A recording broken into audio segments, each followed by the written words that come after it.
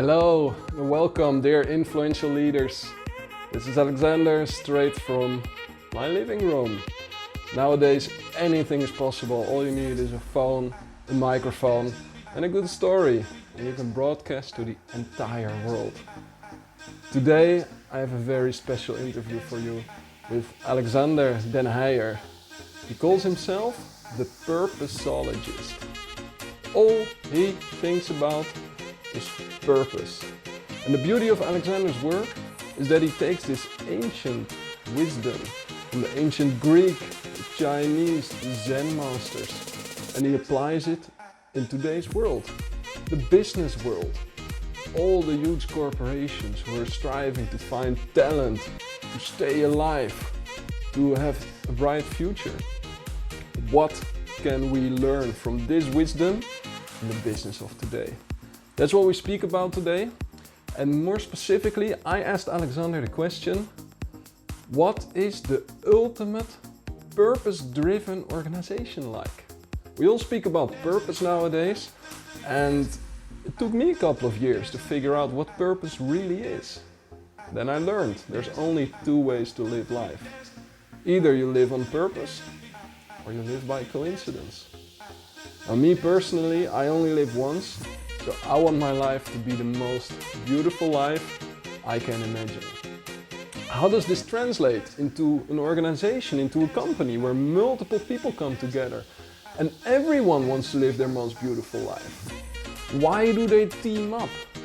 What do those dynamics look like? How do they give meaning to the work? And of course, how does this team achieve the results you're looking to achieve? These are some of the questions that come forth in our interview with Alexander. Of course, I need to squeeze in a little bit of sponsoring over here. I make this podcast in my spare time because I love having good conversations. I love to give you content that makes you think. No matter how busy you are, you can educate yourself and change small things in your life so that also you get more and more and more insight, wisdom, and of course the freedom and joy that come with it. Earn More, Work Less is the name of my business. When you go to earnmoreworkless.com, you find tons of resources. You want to get rid of stress in the office, you want to communicate better, be a better leader, have more effective teams. All these questions are answered on earnmoreworkless.com. For now, enjoy my interview with Alexander, the purposeologist. Alexander, welcome to the Influential Executive Podcast. Thank you. Thank you for the invite. We're here together with Babette. Yeah, hi Babette. One of our cats. She's our Zen master today, right? Yeah, she is. And we have another one over here, BB, just outside the shop. And I think Shiny is hiding upstairs in one of the closets. Oh, there's a third one as well. Yeah. Nice. Sometimes I go there to take my sports bag. I open the cabinet. There she's laying, just away from the world, just within herself, calm. Like in deep meditation. Thank you for joining. Yeah. The purposeologist. Purposeologist, yeah. I needed to find a name that didn't exist yet on social media. So I was like, I'm always thinking about topics such as purpose. And I thought kind of a psychologist for purpose. So I thought purposeologist. But I have to do something about it because it's quite a difficult name to pronounce or to spell. So I'm trying, maybe I will change it. Yeah. And just use my own name. Because I don't speak only about purpose anymore, but more about topics that involve human beings. But purpose is definitely one of them. Yeah, and you're known for your black and white posts. Yeah, I'm a very black and white person. You're very so black and white person. I'm going to do a white t-shirt today. No, it's a book, it's called Nothing You Don't Already Know. So it has a twofold meaning. One is there's definitely nothing in that you don't already know, because many of the ideas are just serve as reminders, things we already know. But on the other hand, there's also the idea that everything you learn about yourself is remembering. So there is nothing you don't already know about yourself. You may not know that you know it. So that's the thing, that's the double. That's why this the title is called Nothing You Don't Already Know. It's just to remind us about meaning, purpose, and self-realization, brought in a very easy to read, simple way that people can just digest. Yeah. You like to capture these simple truths Yeah. things we already know but just forgot about. Mm-hmm. We like to capture them in one simple sentence. Yeah.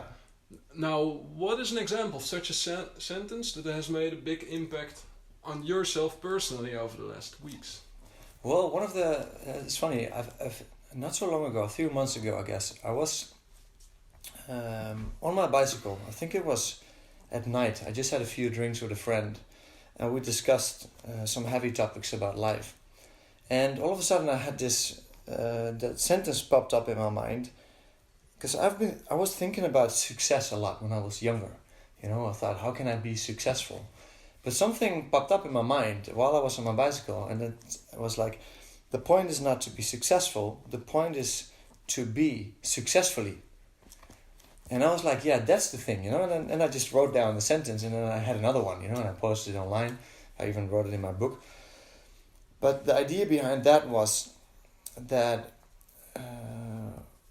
everyone, and also when I was younger, I wanted to be successful, but now I'm often wondering, like, how can I be successfully in the world? And what does it involve to really be in the world? And the whole way of being is so much more important to me right now in this phase of life, I guess. So that's an example of a sentence that just pops up. And that's also that kind of, I don't know how to say it, but it happens when I've been thinking about a problem like for a very long time, very deeply, and then just these insights pop up, and I just write them down and I share them on Instagram. Yeah. But what I really appreciate is you just before the interview you told me about the little process you have in place for making these quotes. And one thing you do when you come up with such a sentence is you type it into Google. Yeah. To make sure nobody else. Yeah, I always look whenever I write something, because there's more to it, because whenever I have a thought, how do I know that is my thought? And how do I know that not someone else has thought that before? And I do think that everything I think has probably already been thought before. Maybe in different words, or maybe in a different way of putting it out. So, but what I often do, or what I always do, is when I have a sentence, I write them down and I type into Google to find out if the same thing has already been said by someone before. If it has already been said by someone, then I use this person and then I promote this person. But if it hasn't, I just write it under my own name. But that's a difficult thing, because especially with short sentences, the probability that it has already been said by someone is of course huge. Yeah. Even if it's not on Google, it might have been said by someone already. So that's a bit of a thing. And I always believe that, especially when things are true, you know, from an experiential level, let's say it like that, then these things have already been known way before me, and you know, they're all old ideas. That's also why it's nothing you don't already know. They're just old ideas, maybe written in a more in a way that people can absorb easily right now in this time. Yeah, the ancient Greek already knew everything. Of course, right? yeah, knew everything. Plato, Yeah, Socrates, the Buddhists, or you know, all the great philosophers, but also the great teachers of the past time. Yeah, and I'm very interested in reading about them and diving into history. Yeah. One thing I am very excited about exploring together is what the ultimate purpose-driven organization looks like. Mm-hmm. Yeah, that's a very great topic, because I've been thinking about that a lot, and maybe we also need kind of a prototype of what this ultimate purpose-driven organization would be like. What would it be like to work in such an organization? What would it be like to be a client of such an organization? Because we always have these great stories about heroes, you know, the hero's myth. I'm not sure if you read the works of Joseph Campbell about the hero with 1,000 faces. The hero's journey. Exactly, yeah. The hero's journey. There are so many stories about what a great individual is like and how they behave, how they are in the world. But there are not so many stories about the ultimate organization. So, and I asked, and especially when you talked about, or when you said to me, like, we're going to discuss this topic, I was like, that's amazing, because I've been thinking about that for a long time. And I have a spiritual teacher. And so I asked him as well, like, what would an organization be like? So I asked him the question, like, we often talk about the greatest potential of human being is to become enlightened. But then, what if an organization could be enlightened? What would be an enlightened organization be like? So we discussed that in quite depth, and it's a very interesting topic. But also, I think it will be really helpful for people to get a picture of that. So we can just try to see if we can together build such a company paint a picture of such a company. Let's do it. Yeah. Let's do it. Because it is so easy right now, it's the whole world is connected. Mm-hmm. So for people who are searching for answers, it's much easier to find them. Yeah. Like how we got in touch, we were speaking about it half an hour ago. It is so easy. Yeah. You recognize that somebody gets it, you get in touch, you start talking about it. Yeah. Then when you reflect on how the world currently works, it is really easy to be dissatisfied, to see that human beings are often a bit like robots, just doing work that has not yet been automated. Mm-hmm. That organizations are money driven, and so they lose sight of the actual outcome that we're looking to create. All of these things. But I'm the type of guy that says, I want to find solutions. Mm-hmm. It's okay to see a problem, to analyze it, to look at it, to understand it. Now do you have a better plan? Yeah. So that's what I love exploring. One image that I always have in mind when I think of the ideal purpose-driven organization is an image that I saw again yesterday evening when I was driving home. And it's summertime, so it was still light.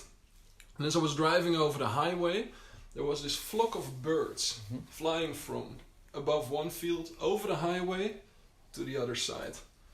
It was one lump of 60, 70, 80 birds flying in a group. And one thing I heard about it is that in these groups of birds, when they flock together, sometimes they shoot all together to the left, all together to the right. There is not one leader. There's not one bird that is being followed by the other birds. Instead, it seems to be that there's one mind. Mm-hmm. That the birds think the same in the same moment and they move as one. Yeah. Hello, Babette. I have that image in mind when I think of a purpose-driven organization. Does this mean anything to you?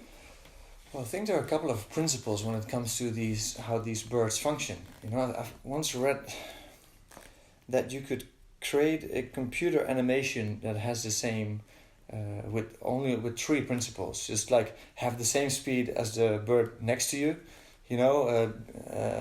go away when a bird comes your way. It's like these simple principles, and based on those principles, then the whole group of birds will just go on. But then you also come maybe to the point of a movement.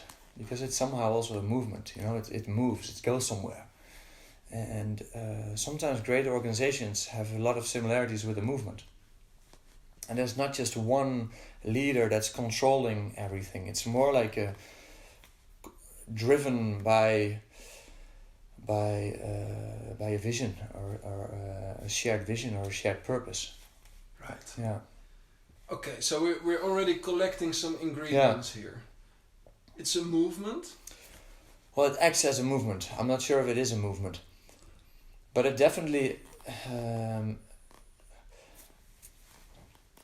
think there are a couple of ingredients, and we can just go into them. And I can also paint a picture of the most purpose-driven organization that I've ever worked with, which was not a business. But I can explain what it was, and also why I think it's important, and what the lessons can be from that organization that I worked in. And how you can maybe apply them in a business, even though that's really hard.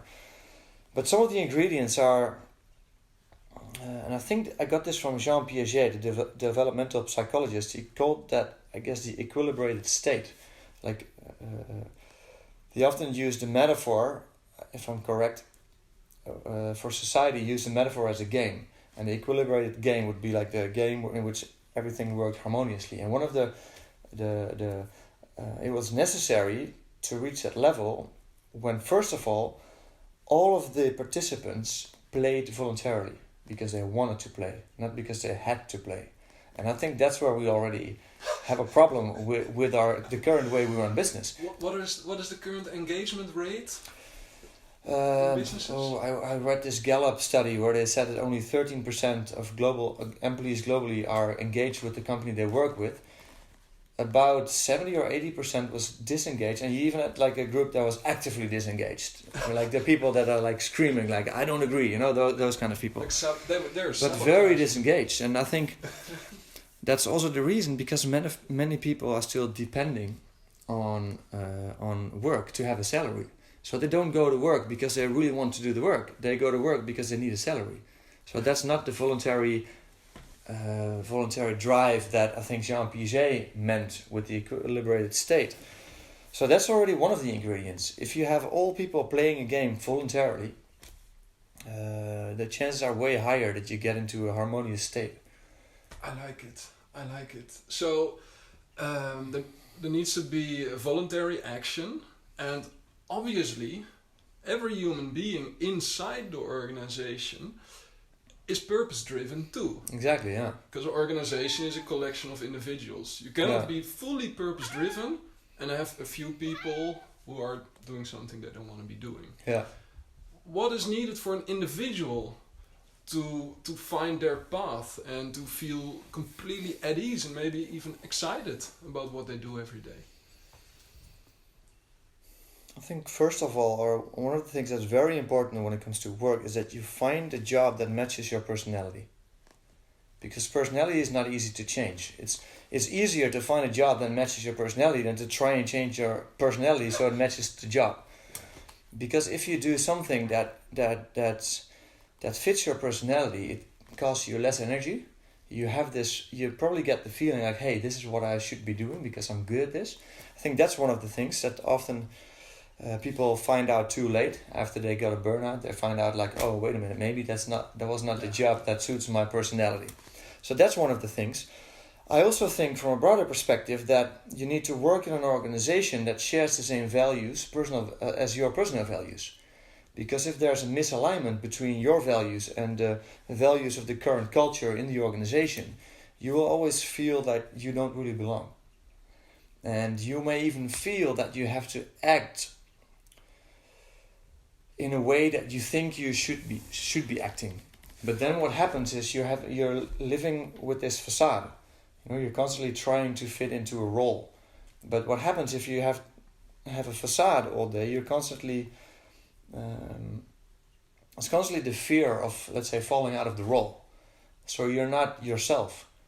And there's an old, I think, Zen saying that says, relaxation is who you are, tension is who you think you should be. Wow. So this relaxation on your personality level is very important, that you have the feeling like, hey, I am valued the way I am. And this is also shown by research done by Google. They did a research to find out what were the ingredients of their best performing teams. And I think the main ingredient they found out that all of their best performing teams had in common was psychological safety. The idea that I can take a risk without falling out of the group if I fail. The idea, the knowledge that I can ask a dumb question without falling out of the group. This feeling that I can be who I am without having the fear of falling out of the group. That psychological safety is the glue that holds great teams together. And I think that's absolutely necessary, and that's hugely at risk in organizations we work at today.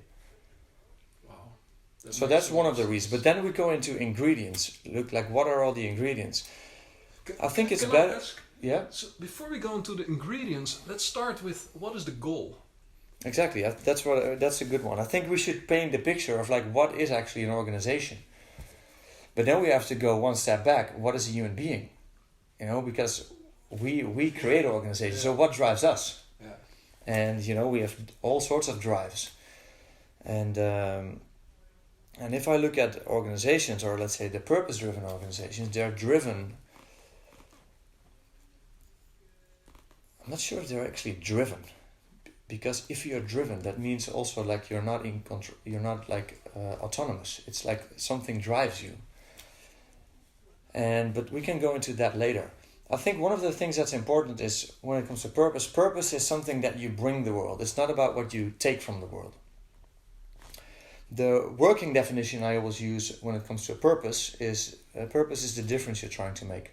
I got this from Roy Spence, who wrote the book. It's not what you sell, it's what you stand for. Purpose is the difference you're trying to make. Mission is how you do it. Vision is how you see the world after you've done both. And so the question is, what is the difference you're trying to make? Well, if you start an organization, and I speak to a lot of entrepreneurs, and I often immediately find out what their true intentions are. You know, some entrepreneurs say, Alex, look, I've got this fantastic idea. This idea is going to make me rich. But then there are the entrepreneurs that say, Alex, I've got this great idea. This idea is going to enrich the world. It's a completely different intention. The one is like, I want to have something. The other one is I want to add something. And I think that's where the purpose-driven organization starts. That you have something, whether it's a skill, a talent, a product, a service, whatever, that's truly beneficial to other people and that you just want to share. And it's a very personal thing as well. What I noticed is that as soon as I was working on an organization and seeing it in my mind's eye as something external from myself, some entity I was creating, the experience was completely different than right now, where I am living my life, being myself, being present here now in the current moment and doing what I do best. And what flows from there is something bigger than me in the form of an organization. Yeah. So that is me living my life, using my talents, creating value where it is asked from me. And at some point that energy flow becomes so large that I need team members. Or the team members will be attracted to join the mission because there's more work to do than I will be doing alone. Does that make sense? Yeah, definitely. And then it starts becoming kind of a movement. When it's driven by the right intentions, the most truthful intention, which is, I think, to share. Because those are actually the two, because that's also the idea of the infinite game. I use that a lot in my workshops, where we talk about business as the infinite game. Because this is from the work, I think it's done by James Cars, who wrote the book Finite and Infinite Games. And he said there are actually, in theory, two kinds of games that one can play. One is the finite game, which has a fixed goal, and the goal is usually to win. And to make that happen, a finite goal always has fixed rules, agreed upon upfront. You know, like a running match, you can't just run before you hear the gunshot. You know, you're disqualified. The rules are fixed, because otherwise you don't know when you have reached the goal or whether or not you won the game. So that's a finite game. Then the other one is the infinite game. An infinite game doesn't have a goal because there's no end, but it does have a purpose. Yeah. And the purpose of an infinite game is to continue the play. Yeah. And that's why an infinite game has flexible rules, because the rules only exist to keep the game going. Yeah. And one of the great examples that I always use in my workshops of an infinite game is gardening. I even had this guy in my workshop. He said, "You're right, it's an endless game because I've been doing that for 40 years and it has never ended." Yeah. Yeah. And the rules change constantly. In the winter there are different rules than in the summer. But the whole purpose of it is to grow and to continue. There's no winning or losing in the infinite game. There's only going ahead. Progress. Yeah. in that matter. And I always ask CEOs or business owners, like, what game are you in? Are you playing a finite game or are you playing in the infinite game? Yeah. And often they're playing as if they're in the infinite game or the finite game. They have to win. They have to be better than others. It's constantly about reaching something. Whereas the infinite game is way more about developing, growing. having other people to join the game, to make the game bigger so more people can enjoy the game. So that's why you hire more and more employees to grow the game and to have more people involved. And not just for the sake of growth as in the numbers you have, but growth as in the development to play better, to have a better game. I love that. So, okay, let me throw in an additional word into this discussion. Flow. Yeah. So the way I've grown to see the world is we move around, not only through space, up, down, sideways, back and forth, we also move through time. So when I started to understand life as me moving through time, other people moving through time, and look here, you and I, now we collide in 4 dimensions. We meet right here, right now. Your path has led all the way up to here. You are right now older than you've ever been in your life. Me too. Yeah. Congratulations. Yeah, you too. Special day today. I feel so special. Yeah. So when we speak about a purpose-driven organization, for people to join that organization, I think it is supposed to be the right next step for them in their personal life, for their personal flow in that moment. Yeah. Does it make sense? Yeah, I think so. And then you also come back to that it should be voluntary. They should have the feeling that they want to be part of this. It makes sense. I think that's the right word. It makes sense to do this at this moment in time. And that's why that's often when we make decisions, Because I always make the difference between a conclusion and a decision. A conclusion is like the rational mind that says, based on all the data, it's the right thing to do would be this, based on what I know. But then there's like the intuitive emotional mind. Yeah, I know, but this feels better. I think I'm going to go with this side. And then you decide to go that way because it makes more sense. And you can't explain why it makes more sense. That's the interesting thing. But when you do what you have to do, it makes sense. And that's where meaning comes in. It feels meaningful, and then you have flow. But I think one of the distinctions I often make, which I think is very important when we talk about the purpose-driven organization, and I've learned this from studying the work of Erich Fromm, who was a psychoanalyst. And in the 70s, I think in 1976, he wrote the book To Have or To Be, which was for me like mind-blowing, because he actually pointed out that there are 2 existential ways of being in the world. One is the having mode and the other one is the being mode. From the having mode, I see everything that I do as a means to have something or to own something, to possess something. And that's like, in a way, the ego mind. The ego mind identifies with what it has. I have this job, I have this relationship, I have these friends, I have this image. This is who I am. But then Fromm pointed out very intelligently, if I am what I have and I lose what I have, who then am I? Yeah. And then you get to the being mode. The being mode is the mode that all the great teachers have always promoted. And it's about being. And we both have, let's say, having needs and being needs. Having needs, I need to have water, I need to have food, I need to have shelter. But what we do, we mix up the two. We try to fulfill the being needs with the from the having mode. So I feel empty because I'm not being who I am, and I try to have a new car to fill up the void, which doesn't work because we mix up the two. But from the being mode, from the being perspective, being is also becoming, because that's the same, To exist means to become, you're constantly becoming. And those are the needs, like the developmental needs. We need to develop, we need to grow up, we need to wake up. These are all the things that have to do with the being mode. Now, I think what's important when it comes to business, because being is also creativity, it's to create, it's to be in the world, to use our potential in a meaningful manner.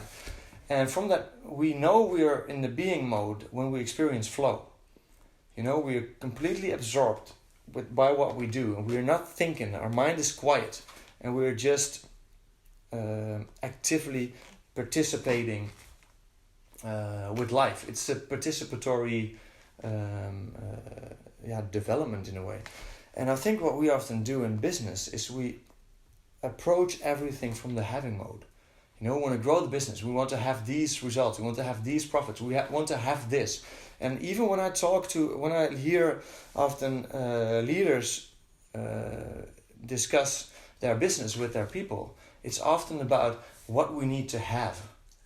What we need to have. But that doesn't inspire anyone. That's like, people want to know, what are we going to build? What are we going to create? What value are we going to add to the world? And you know, and what I find out, the higher we go into ranks in the business, the less we talk about customers, about people, and the more we talk about numbers, spreadsheets, and all those things that we want to have. And then we all feel empty, and we all feel frustrated. And then what we're going to do, we're going to drink in the weekends, we're going to, you know, fill the void, that's the emptiness that we experience because we're not living in the being mode. And I think a purpose-driven organization is founded on that being mode. Who do we want to be? How do we want to be in the world? Rather than just what do we want to have, the image or the status or the possessions, you know? So I conclude from that as an organization, what you want to do is create a fertile ground, give the tools, the stimulation, the encouragement for the team to be their best selves, to do what they're best at, to use their talents, their strengths, and to flourish from there. So it's more about nurturing, almost like a garden, and letting it grow how it's supposed to grow, rather than telling the grass, listen grass, grow faster. You better be 15 centimeters 2 weeks from now, exactly, else you disappoint me. Yeah. This brings me to one important conclusion I made myself. I worked for big corporates, for small startups, very fast growing. Yeah. I've managed hundreds of people in my life. And generally they were happy with me as a manager. One of the points of feedback I got is that I was always there to help them, to serve them. And for myself, the biggest impact came when I made the mental click where I said, you know what? I grew up with the idea that as a manager, I'm supposed to be a boss who tells people what to do. I don't know where I got it from, probably in movies or how I heard my parents and uncles and aunts talk about work on birthday parties. Then I realized what would happen when all managers will regard themselves a coach of a team of champions. Highly skilled, highly talented individuals, and their sole purpose is to elevate the team, to create that fertile ground and nurture them. How do you see this fitting in? I think it's how it should be. In a way, it depends a bit how you define coach. But I think what I really enjoy is the idea that often the way we conceptualize a business is that, you know, you have the leadership, and you have the employees, you have the customers, you have the shareholders, and then it's always like the leadership serves the shareholders, you know, the employees serve both the manager and the customer, you know, and then or even the employees serve the leadership, and the customers almost have to serve like the employees, you know, in bad cases. But I think it's the other way around, is that the leadership serves the employees serve the customers, and the customers serve the shareholders, in a way, you know? Yeah. And so it's more like, and I think I once wrote the sentence on Instagram, like, you know, from my own personal experience, that when I had a great leader, what I worked with, I didn't feel like I worked for him. I felt he works for me, you know, because he was constantly asking me, like, what do you need to succeed? What do you need from me? What can I do for you?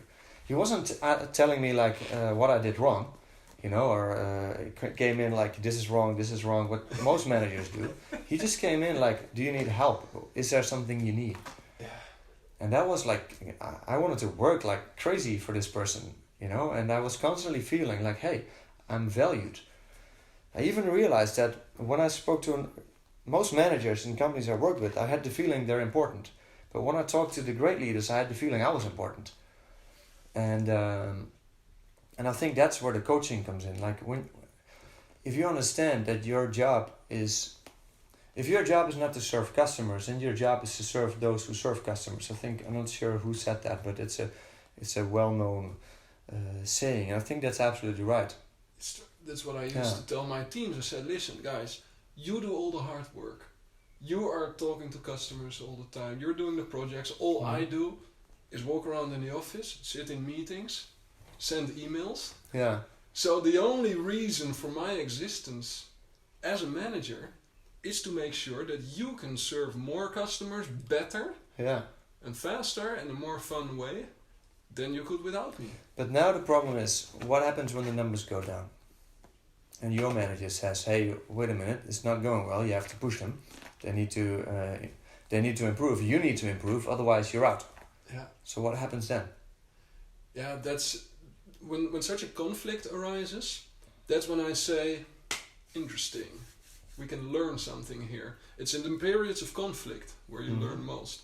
So my immediate instinct says, when there's an issue, a problem, a conflict like this, zoom in, analyze, understand what's going on. There's a tool that I recommend every company I work with. It's called SICRA. Yeah. It means when you have an issue like that, you're going to analyze summary, what's going on, what, where, when, who, how, the impact in terms of energy, money for all the stakeholders involved, the cause, ask 5 times why are the numbers going down, why, resolution, action. So summary, impact, cause, resolution, action.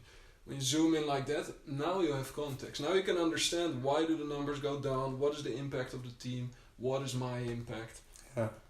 And we can take it from there. Because my experience with that is, and that's where it becomes difficult, and I've worked in a lot of companies where there's a lot of fear involved, and it often happens when results are not what they are expected to be, and then all of a sudden there's tension in the company.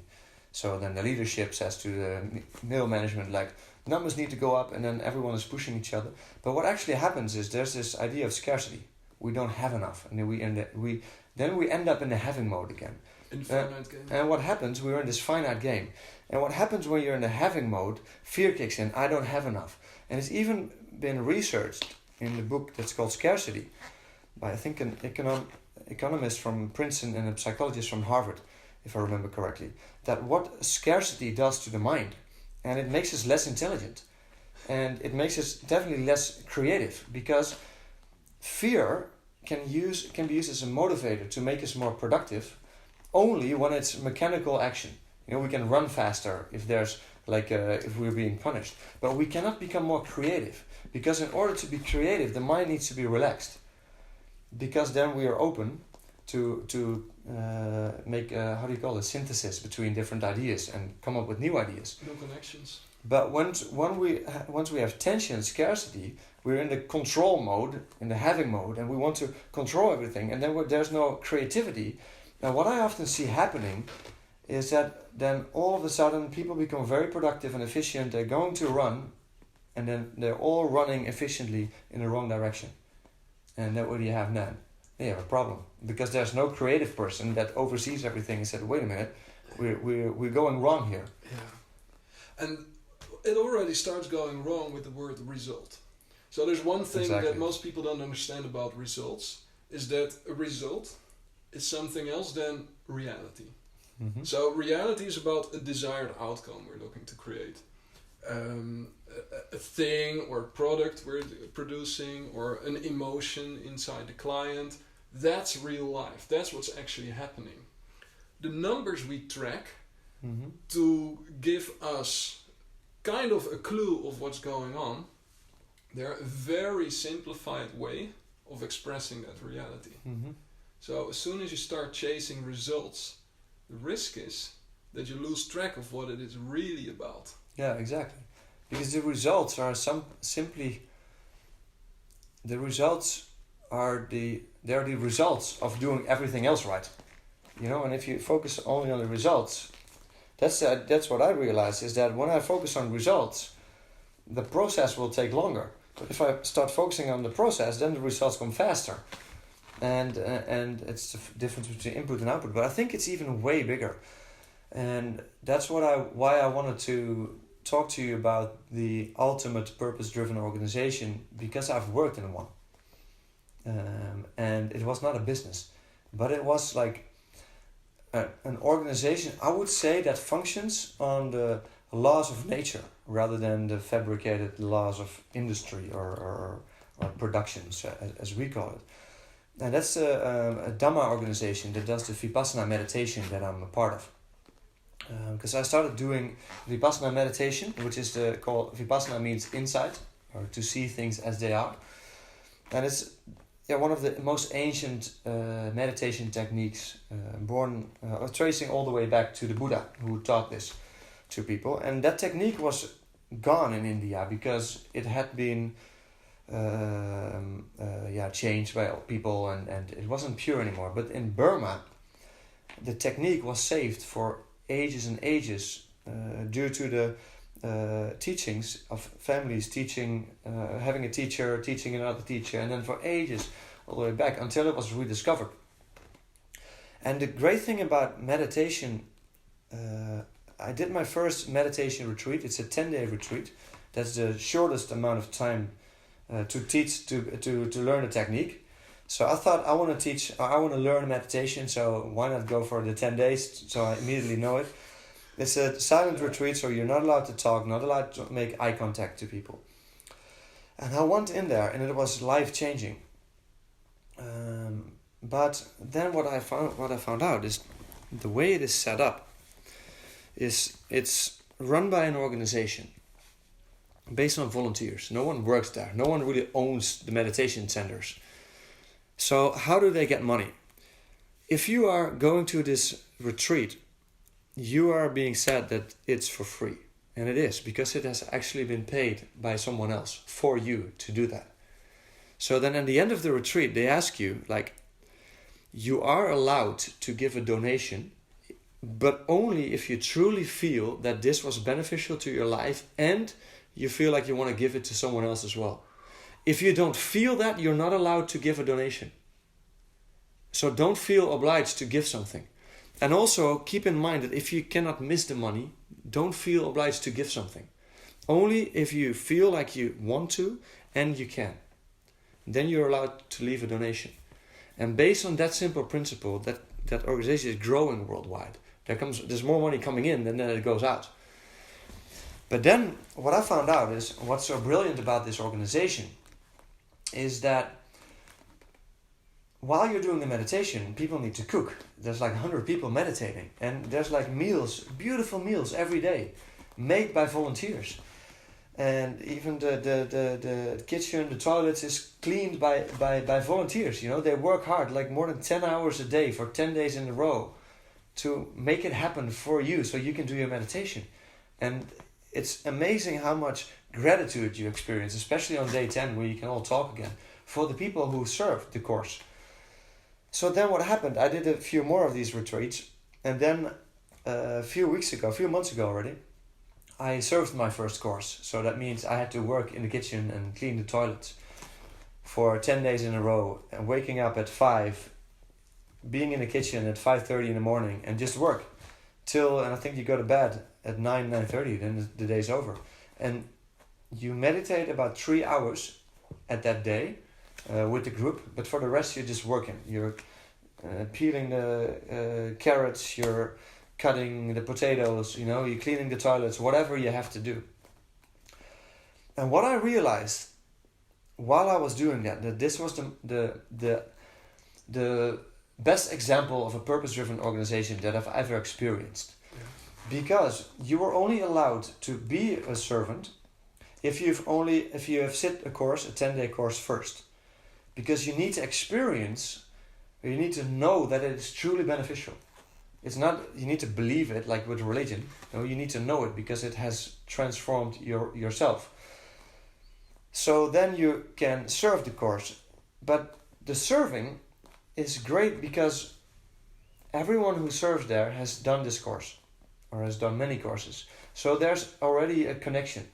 And of course everyone is connected. But what we lack is the experience that we are connected. We're already connected to everyone. But in this organization you also feel connected. And the funny thing is, I remember that I came in there And it was like, okay, here, get a room, there's some rooms, and then go to the kitchen and then you can work. So I left my bag at the room. I went to the kitchen. I got like this, what's it called? Apron. And I was like, okay, get to work. And then I was like with 10 people. I haven't seen them before. No one knows each other. And it's like, okay, you're the manager. You're like the cook.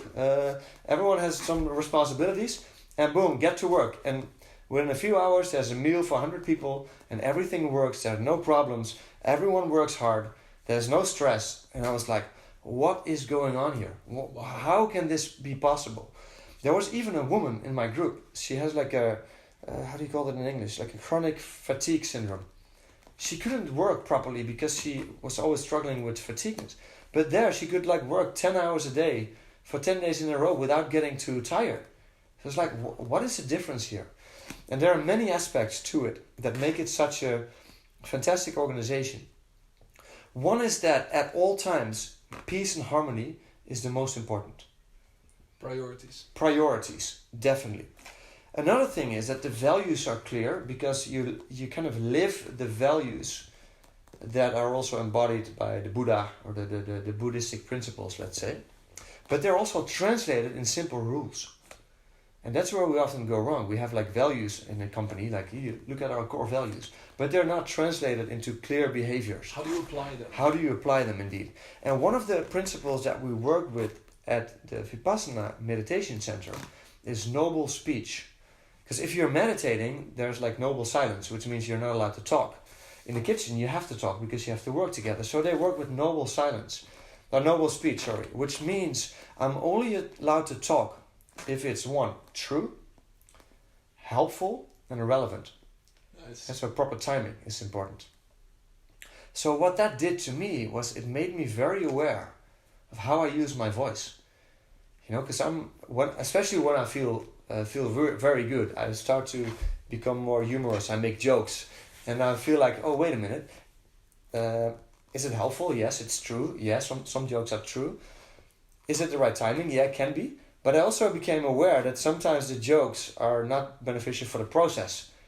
Right. So you become very aware of yourself and the way you use your voice. So it really helped to keep the atmosphere properly focused on the work, and people didn't feel this tension. And I asked a woman who had this fatigue syndrome, like, how can you work in this setting so good and not in a Dutch company?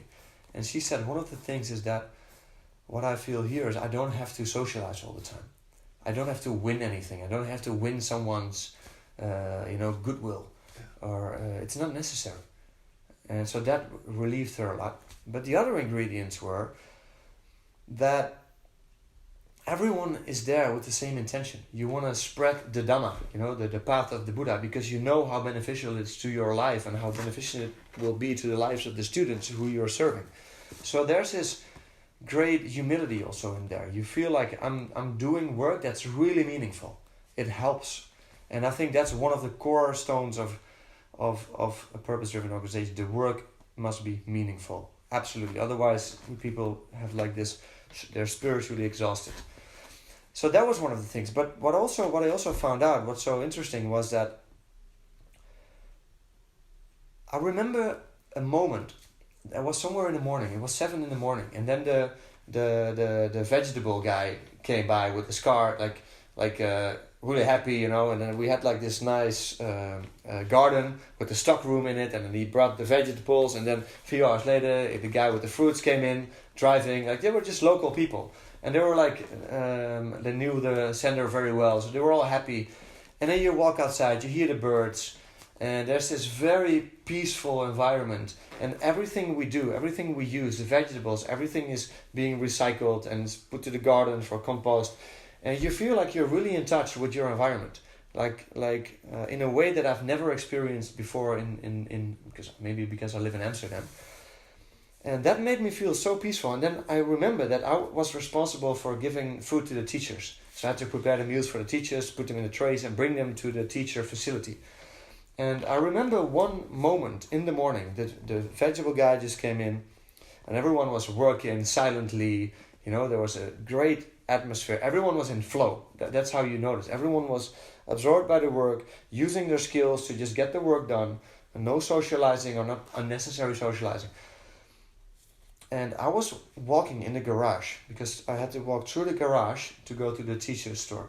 And I walked to the garage, and then the door was open and the sun was shining in. And there were like these lines with laundry. Someone just folded the laundry like perfectly, like the towels and everything. And I looked at it and I experienced I don't know what it was, but I got goosebumps. And all of a sudden I felt home. And I was like, what is home? And then I realized home is where you arrive when there's no desire to be elsewhere. And I realized something very profound, which was that even in the most mundane places that you can be, like a garage, which looks very mundane, you can experience the essence of living, which was something like I don't know how to put it in words yet, but I had this very profound, almost spiritual experience, that a humble experience in a way, that I felt like, this is where I want to be, to just do meaningful work, which kind of felt like I was justifying my existence, because everyone has mistakes and does stupid things, but right here, right now, I could do something useful, and that felt like very fulfilling. But also because there was peace and harmony, and everyone was working towards something greater than themselves, which was spreading this technique.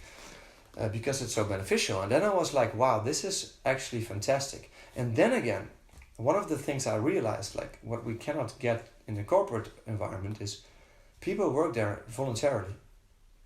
You can't say to someone, you need to work harder because otherwise we throw you out and get a cheaper person in that works harder.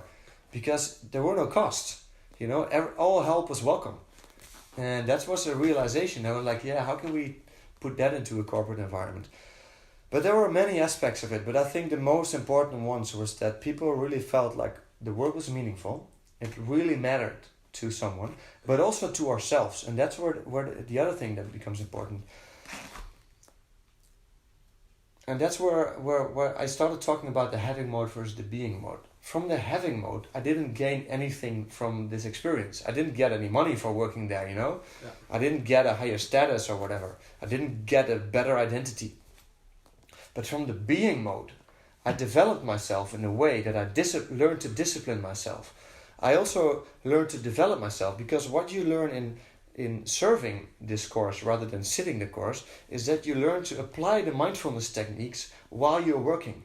So I got to learn how to work mindfully using noble speech. So from a being perspective, from a developmental perspective, I grew tremendously in 10 days. So that gave me a sense of fulfillment as well. So both as serving others and growing as a human being. And I think those are the two very important elements when it comes to creating a purpose-driven organization. The people should grow developmental-wise, grow into a better person. And they should feel like what they do is meaningful. It serves a good cause or something like that. A noble cause. So I think that was, to me, the greatest example of an organization that was so purpose-driven. And that could exist within a capitalistic society, even though it didn't really apply the same rules. And what I noticed from that, or what I learned from that, is that, and I learned that from my spiritual teacher, he taught me that there's only two movements in life, which is the in-breath and the out-breath. Breathing in, breathing out. What actually means there's only receiving and sharing. And actually this whole system of the Vipassana organization was based on the principle. It's sharing the technique, receiving donations. Sharing the technique, receiving donations, or receiving gratitude, or whatever. It's based on receiving and sharing, not taking and giving. It's receiving and sharing. That's a natural process, and I think that's a natural way. It's the same when we get a great idea. The natural response is not to sell it, it's to share it. Only in a society where I fear that I do not have enough, or I am not enough, I want to sell the idea so I have more. But in that little environment that I worked, that wasn't the case, There was no fear of not having enough. And I think, now the question is, how can we translate some of these fundamental principles into a corporation? Yeah. Well, one question I had, first of all, I love this story, and I see what you see. It's very purpose driven, based on these fundamental laws of nature. Yeah. And you could feel it. Eventually, You feel it when you're part of it. You definitely feel it. You know it feels right. It feels right, and that's all you need to know. How does it feel? Yeah.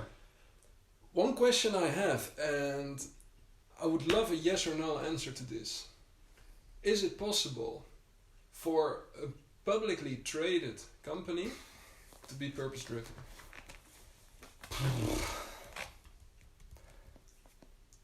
Yeah, it's yes and no in a way. I think that's such a hard question. My response will be no, but I also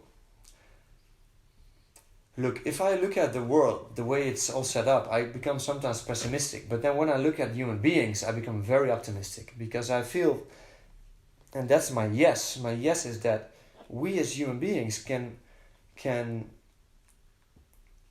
have the truth as our first priority.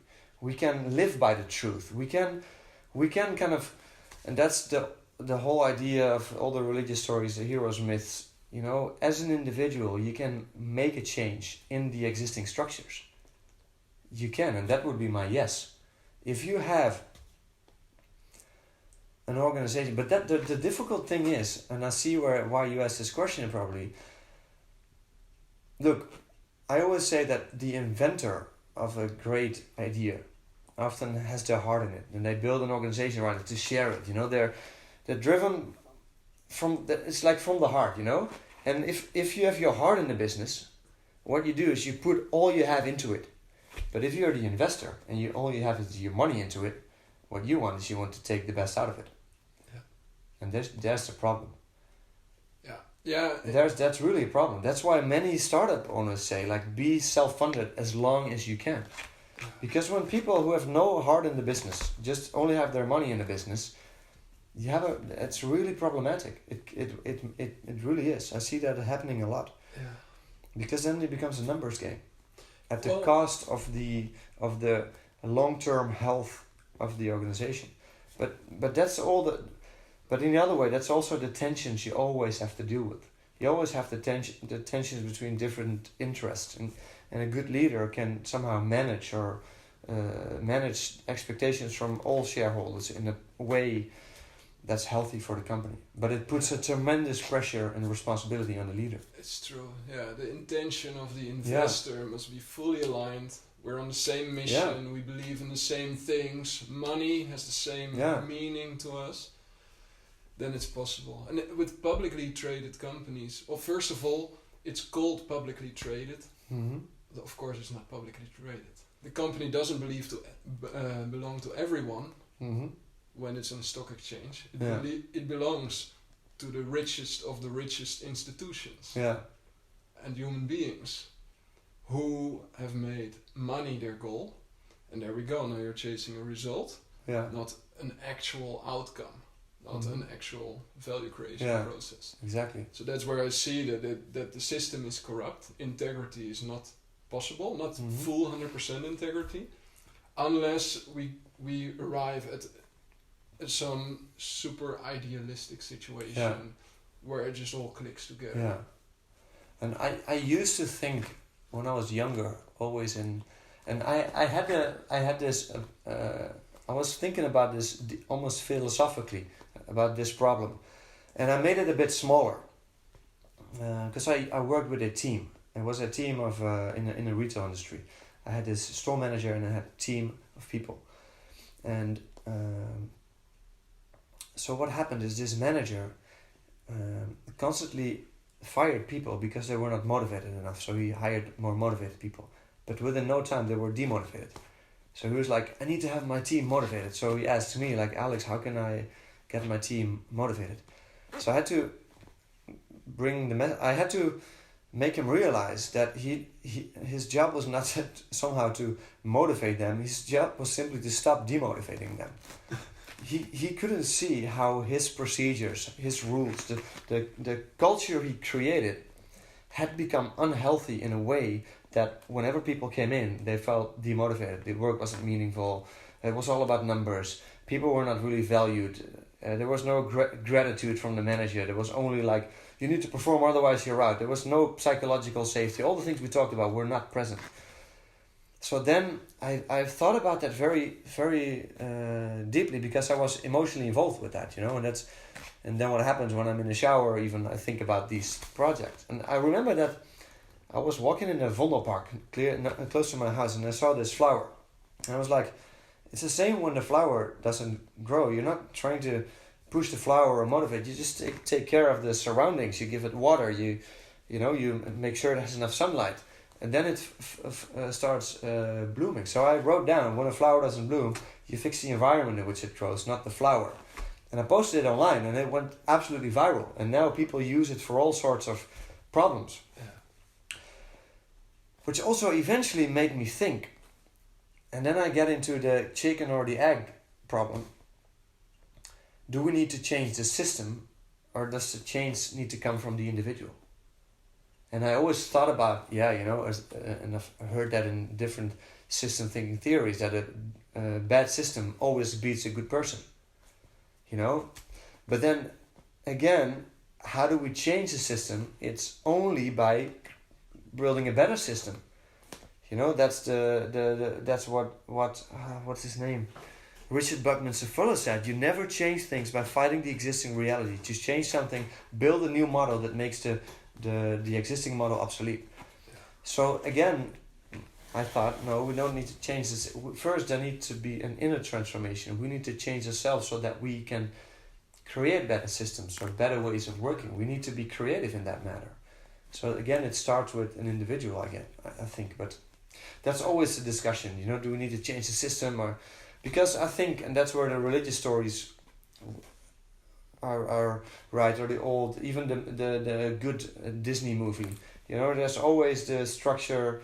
There's always the good king and the evil king. There's always the good individual, the bad individual, whatever. And it's always this balance. It's an ongoing fight between good and evil, and especially within ourselves as well.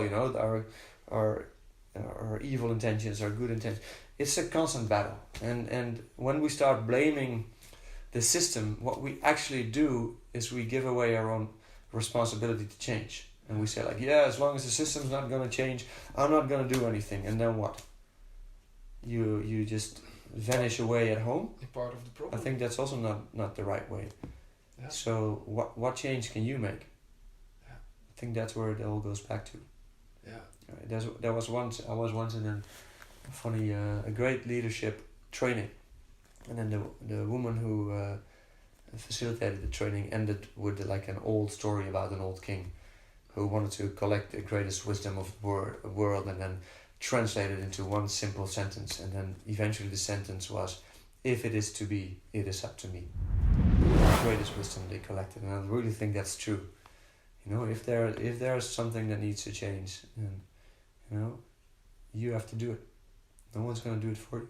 Yeah, personal responsibility. And then you come to personal responsibility, you purpose, staying, integrity. I think it's really important, which means wholeness in a way. Yeah? To be whole, to be, so you can't be corrupted in a way. That's very important. Yeah. But I get your problem. What you say about you can't have integrity, if the system is corrupt. And I think even because truthfulness and integrity is so important. But if you have a very corrupt system, that kind of destroys the spirit, it's very difficult to stand up because you risk your life in some situations, Yeah. Alexander, 1 hour flew by already. Yeah, definitely. We were clearly in flow. Meaningful conversations. It's what I love most, and I get a sense that you're into that as well. So much value. Now, how do we sum it all up? Can you give 3, 4, 5 bullet points that are for you the key takeaways for purpose-driven organizations? Well, it starts with the leader, the person who starts the organization. They need to be purpose-driven as well. And I think one of the big elements of that is integrity. Which means, from the Latin word, the original meaning means purity or wholeness. And in the spiritual traditions, people always talked about purity of mind. You need to purify your mind first.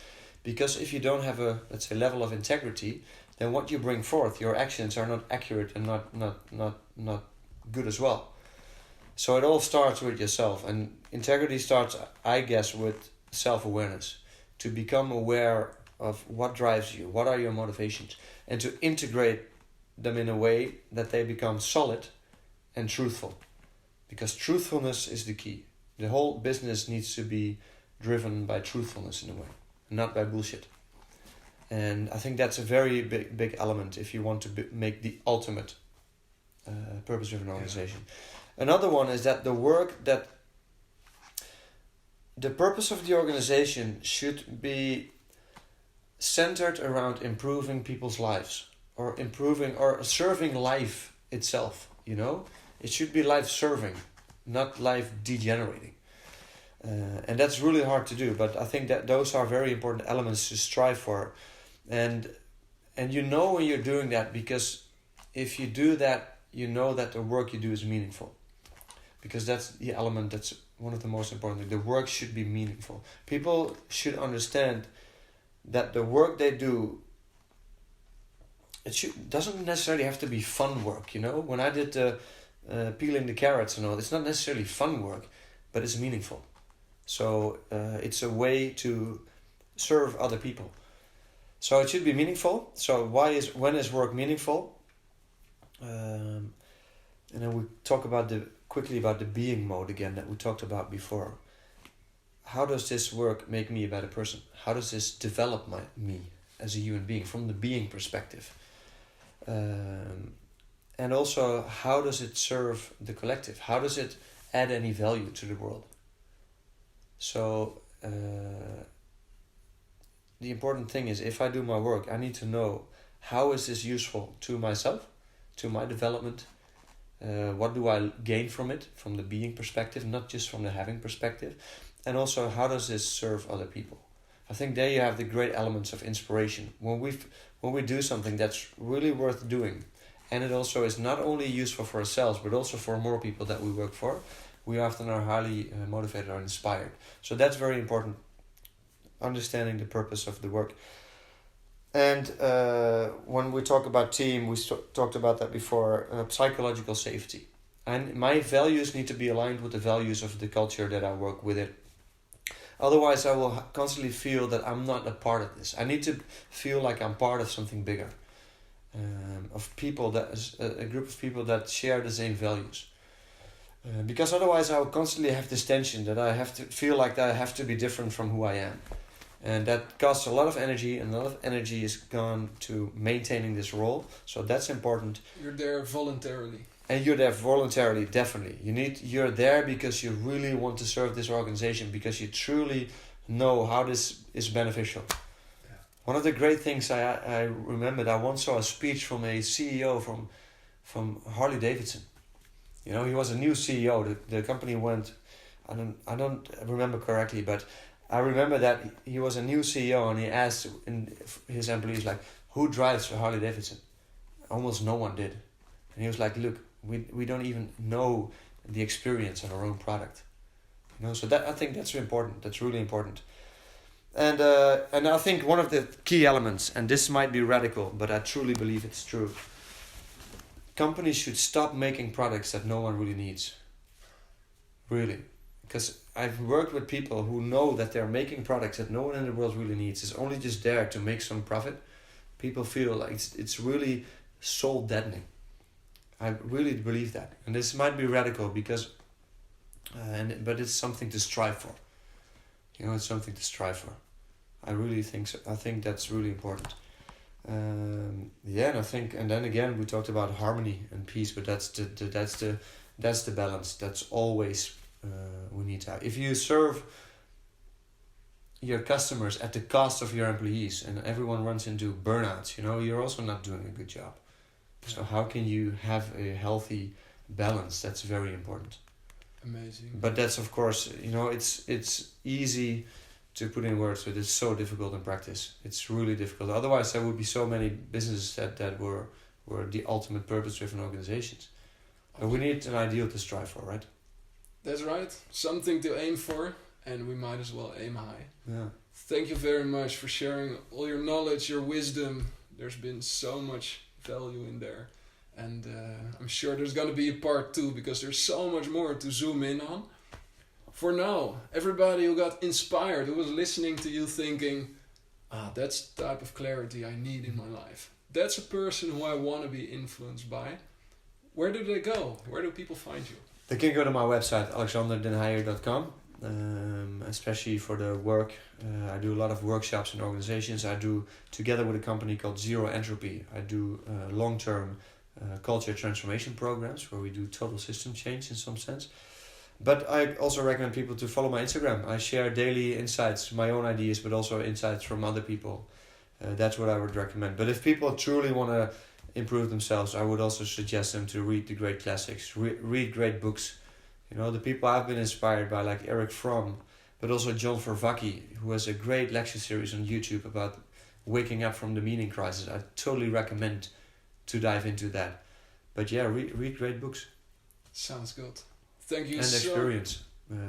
Go in the world, experience, get to know yourself, the operating manual, and improve yourself. Learn how to operate this beautiful machine. Yeah, exactly. Thank you so much for being here, You're for welcome. sharing your wisdom. Thanks for the invite. I really enjoyed it. And that was Alexander.